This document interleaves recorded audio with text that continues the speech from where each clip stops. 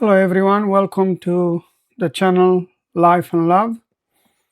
We are here to see if we can find a way for ourselves to live in harmony with one another and nature, with all existence.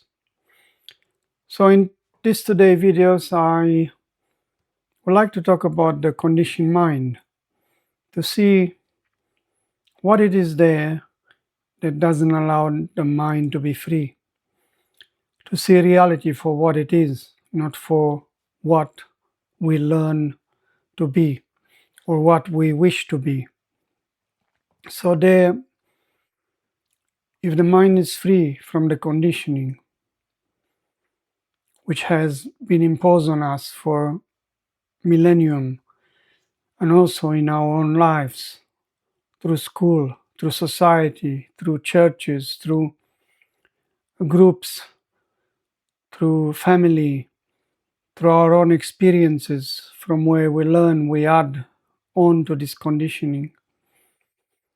So this conditioning, it's us, it's who we are. And as long as we are attached to this conditioning, we are never free, because we cannot see reality for what it is without analyzing, without comparing it, without measure. So let's see. I'd like to introduce a very beautiful statement, and maybe a teaching also, from Jiddu Krishnamurti, a great master. Krishnamurti has talked for 40 or 50 years and explained how the mind works, explain how the ego works. He talks about the conditioning mind. He talks about freedom and how one might come to a state of equanimity of mind where one is free from all attachment, from all illusions. So let's listen to him first, and then we can talk a little bit further onto it of what he had to say. So the mind is conditioned right through. There is no part of the mind not conditioned. Can such a mind free itself? And who is the entity that can free it? The mind is the total consciousness, with all its different layers of knowledge, acquisition, tradition, racial instincts, memory. Can such a mind free itself? Or can the mind be free only when it sees that it is conditioned and that any movement from this conditioning is still another form of conditioning? The mind is completely conditioned. This is an obvious fact if you come to think about it. It is not my invention, it is a fact. We belong to a society, we were brought up according to an ideology, with dogmas and traditions. The vast influence of culture and society is continually conditioning the mind. How can such a mind be free? Since any movement of the mind to be free is the result of its conditioning and must bring about further conditioning, there is only one answer. The mind can be free only when it is completely still. Though it has problems, innumerable urges, conflicts and ambitions, if, through self-knowledge, through watching itself without acceptance or condemnation, the mind is choicelessly aware of its own process, then out of that awareness comes an astonishing silence, a quietness of the mind in which there is no movement of any kind. It is only then that the mind is free. It is no longer desiring anything, no longer seeking, no longer pursuing a goal or ideal, which are all the projections of a conditioned mind. If you ever come to that understanding, in which there can be no self-deception, you will find that there is a possibility of the coming into being of that extraordinary thing called creativity. Then only can the mind realize that which is measureless, which may be called God or truth. You may be socially prosperous. You may have possessions, cars, houses, superficial peace. But unless that which is measureless comes into being, there will always be sorrow. Freeing the mind from conditioning is the ending of sorrow. Jiddu Krishnamurti in Ojai, 1955. So Krishnamurti here explain in these statements the whole truth. He's giving us a golden pill, to be more specific. He's stating that consciousness, which is mind, you can replace these two words with one another. Mind or consciousness is the same thing. Because in mind you have memory, and in consciousness you have content. So they are similar things. You can call consciousness with the content you have, which is the conditioning, or you can call mind with the memory which you have, which is also conditioning. It's the same thing, it's not different. So he's referring to a way for us to be free from this conditioning. And as we talked in the previous videos about awareness and attention, we see that self-knowledge is the most important thing.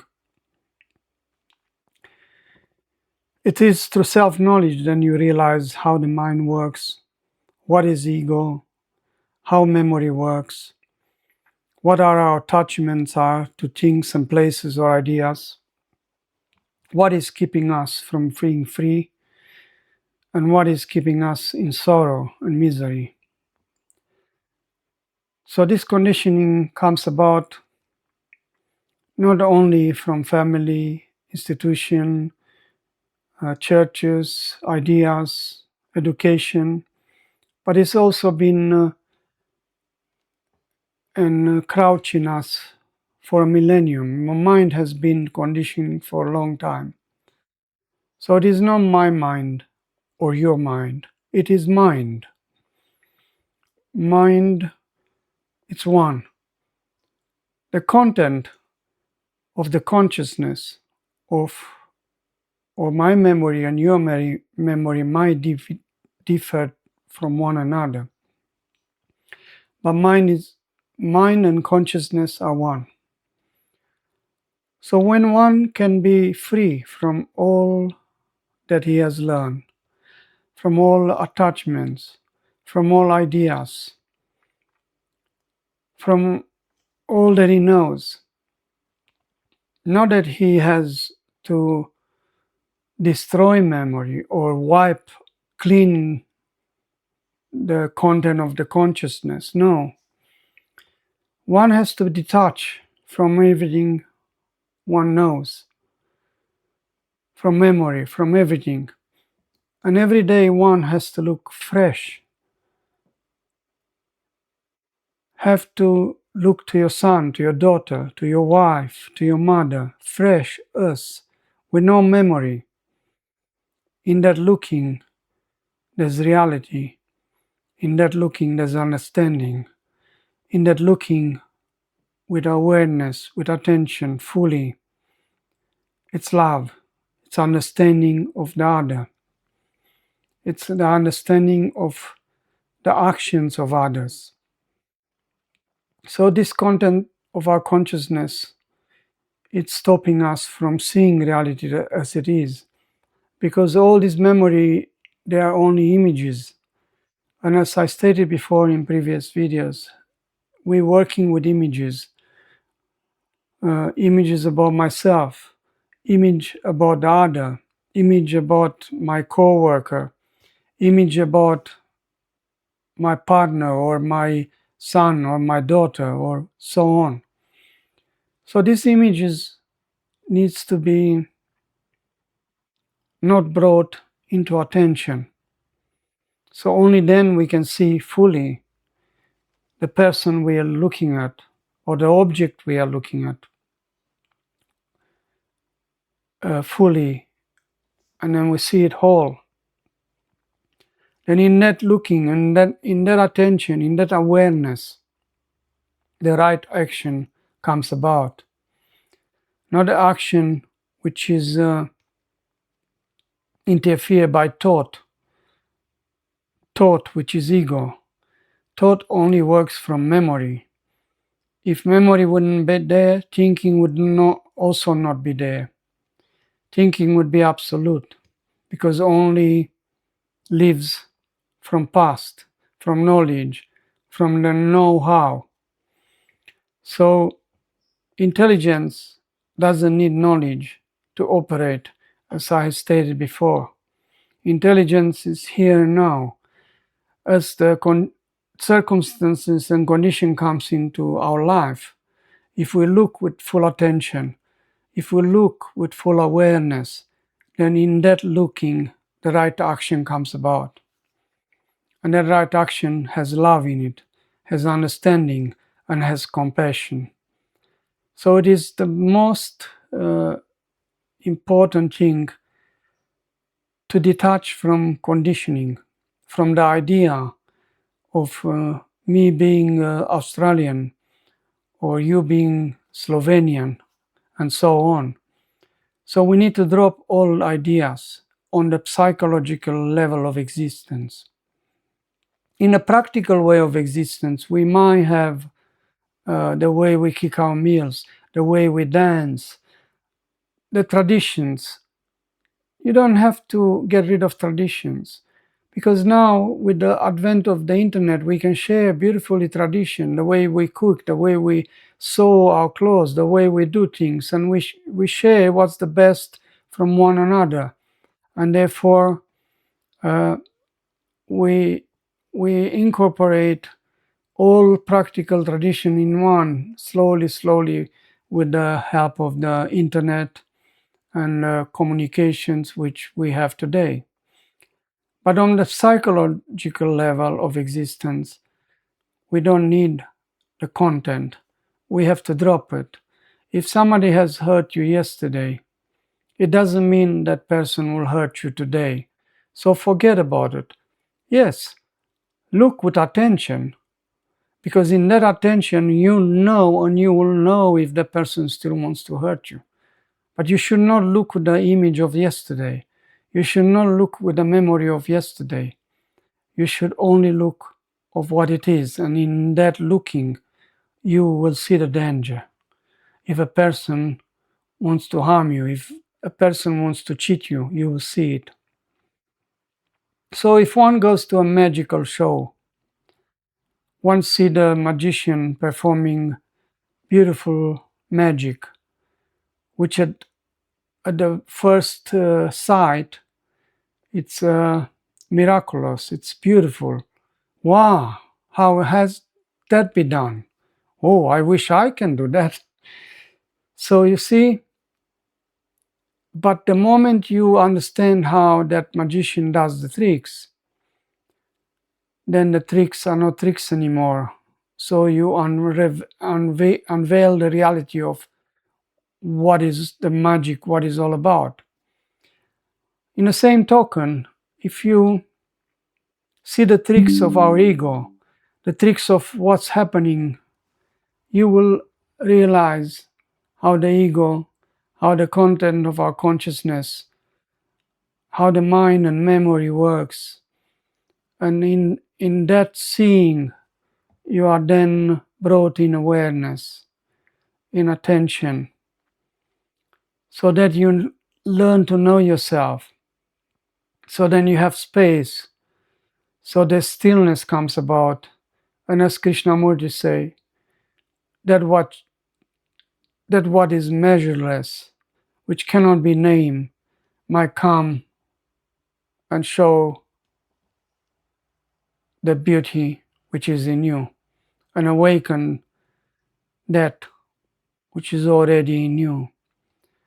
So conditioning, since we are children, we do things this way, we learn that way, we acquire it pains and sorrows, we acquire knowledge and ideas, and we hold on to them. It is very hard to decondition a mind. There might be two ways to do it. First, the conditioning is very gross, and it's like a very robust tree which not even the wind can move. So you need a more subtle conditioning to replace the gross conditioning.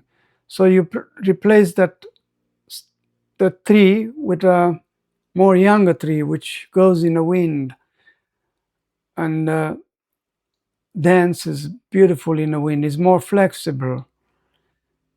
So you're conditioning, the gross conditioning which you had, you replace it with a more lenient one, more flexible one. And so you do it again and again until you can drop it. But if you can really are serious about it, you should drop it as it is. Because in that full attention, intelligence is, compassion is, love is. So in that looking, the condition drops. Not that you forget about your memory, but you're not attached to the memory. The memory doesn't hurt you anymore, even if you think of a past experience which might have brought you some hurt in your life. You'll forget it, you'll let it go easily. So you move on with what it is, not with what you like to be.